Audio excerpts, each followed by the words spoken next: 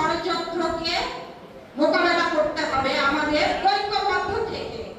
বাংলাদেশ জাতীয়তাবাদী দল তারেক রহমানের নেতৃত্বে আমরা একত্রিত হয়ে এই ষড়যন্ত্রের মোকাবেলা করব ইনশাআল্লাহ। ঠিক কিনা আপনারা বলেন? সবাইকে মোকাবেলা করার জন্য প্রস্তুত আছেন? আলহামদুলিল্লাহ, সবাইকে ঐক্যবদ্ধ হতে হবে। জনাব তারেক রহমান এই যে কয়েকদিন আগে উনি ওনার বক্তব্যে বলেছিলেন,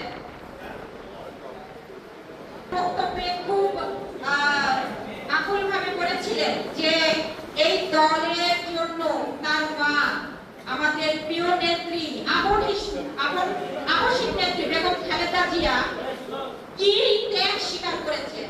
তাকে কিন্তু প্রচুর নির্যাতন করা হয়েছে। আমরা কিন্তু তাই সেই নির্যাতনের সিকি পরিমাণও নির্যাতিত হইনি, ঠিক কিনা?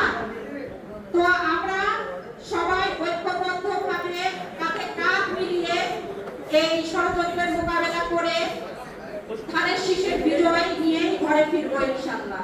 এই বলে আমি আমার সংক্ষিপ্ত বক্তব্য এখানে শেষ করছি। সকলকে ধন্যবাদ। বাংলাদেশ জিন্দাবাদ। শহীদ প্রেসিডেন্ট জিয়াউর রহমান অমর হোক।